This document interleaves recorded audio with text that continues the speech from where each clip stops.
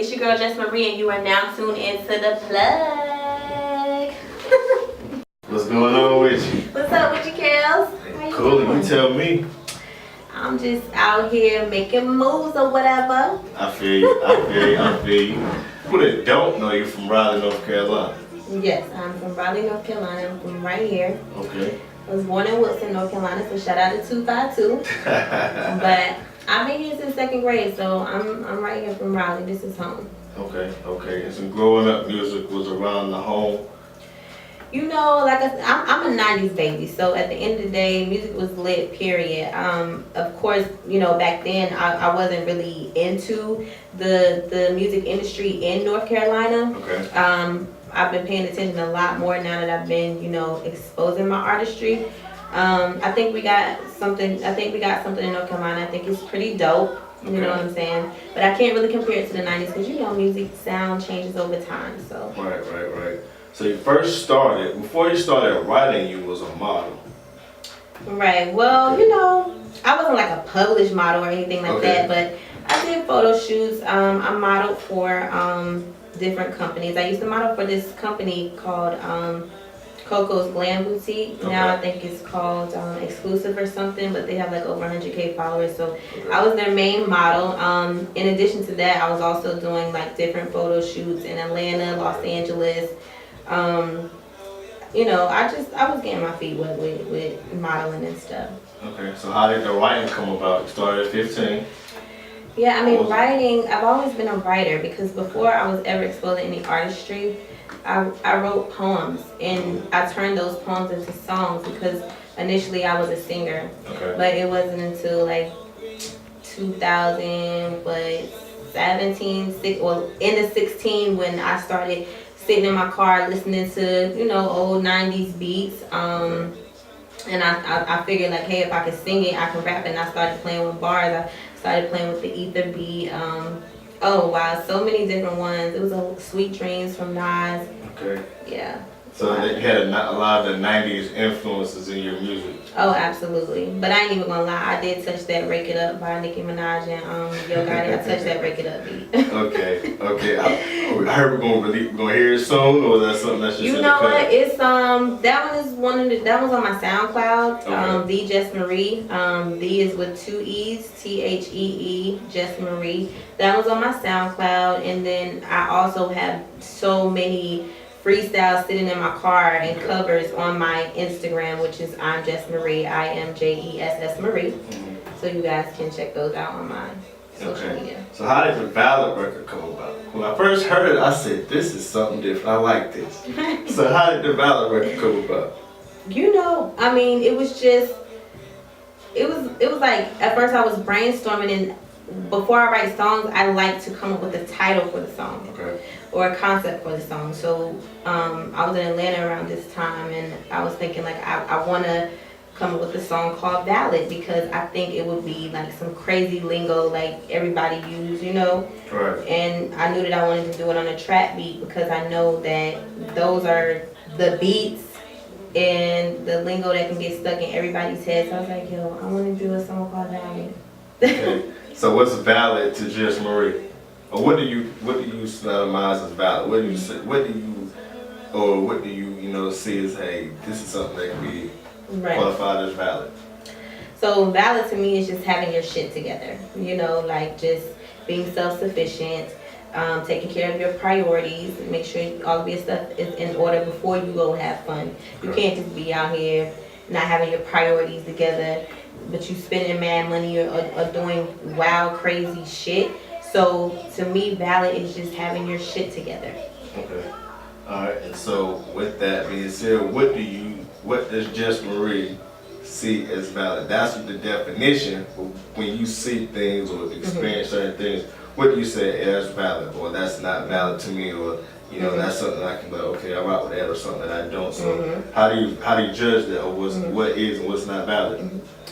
Valid to me is, you know, just having some stability, as you know, as a grown, mature person, making sure your credit is straight, making sure you can go and get some shit in your name whenever you feel like it, making sure that you taking care of home first, you know, making sure your priorities and stuff are in line, and just even with college students, like making sure your grades and shit are together before you go out to party or before you go to any homecoming event. Right. Making sure everything is just together, that's valid. Alright, speaking of valid, I say one thing was valid. You was up in New York for the BET Freestyle Friday. How was that experience? I did go to the BET Freestyle Friday in New York, and I want to say shout out to my friend Brittany. She's like a sister to me, and also Ryan. They were the reason why I was one of the chosen contestants to go and be a part of the show. It was definitely an experience from morning to afternoon. I mean, we did interviews. It was at the YouTube building.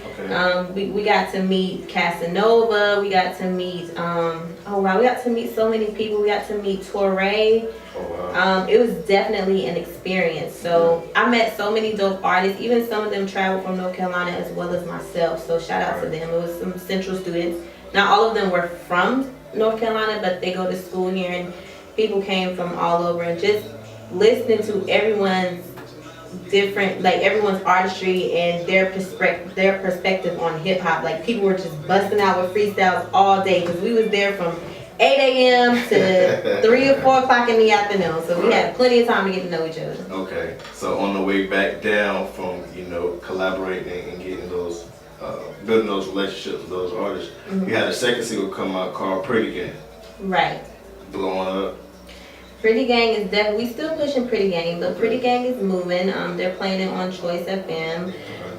So we're just, they're playing it in Columbus, Georgia. They're playing it in Myrtle Beach. They're playing it some other places in Georgia, and they're playing it in Wilmington, North Carolina right now. So it's just moving, It's growing. What's the definition of pretty gang for those? Pretty gang, pretty gangster, that's the motive. But what does that pretty gang mean to you? Or how can you explain that to the ones of you on this interview now? Saying, hey, I want to be a part of pretty gang, or I respect what that means, and I can see myself a part of it. Right. And you know what? I'm so glad you asked me that, because I don't want anyone to get the meaning of Pretty Gang misconstrued. Like, contrary to belief, it's not just about the physical, like your physical appearance. Like, Pretty Gang is pretty much your character, your energy, your vibes. You know what I'm saying? Like how you deal with, lifetime struggles, but be able to push through. Just your characteristics and what, and I created Pretty Gang for it to be an empowerment to women, because in this male dominated industry, it's a competitive market for all females right now. And I just want females to know you can come together and do records with each other. Right. You don't have to compete. I understand like everyone wants to chart, and everyone wants to be the biggest or in there. But it's more like women's empowerment. Like, wake up, sis, have a great day. You know what I'm saying? Spread good energy today. You know what I'm saying? That's Pretty Gang to me. And Pretty Gang comes in all different colors, shapes, sizes, all of that. You know what I'm saying? Right. Okay. So from there, you have a new EP coming out, mixtape on your birthday. Right. Pretty Thief. How did that title come about? You know what? Pretty Thief. It's crazy because so the mixtape is pretty much me doing covers and freestyles of major artist beats, and just having my fun with them, know. So Derek Jeter came up with the cover art for it. I didn't really have a name for it because this is something that me and my manager figured out we need to do like right away, like give your fans something to eat off of. But Derek Jeter came up with it. He was like, shit, I'm gonna name it Pretty Thief, because you basically hopping on everybody's beats and offing and shit, So that's how the name came about. But it's dropping on my birthday, which is 11/24, November 24th. So you guys be sure to be on the lookout for that. Okay. And so since this is all you, no features, do you have any features with any artists in your future? On the mixtape, no. Okay. Well, there's one song that I would like to put on my mixtape, but I really need to reach out to the other artists that's from North Carolina, so I don't really want to say any names yet. But other than that, it's only me. Okay. I may put one on there with Partisan Fontaine. I have a song with Partisan, but I don't know if I'm gonna release that one yet. Okay.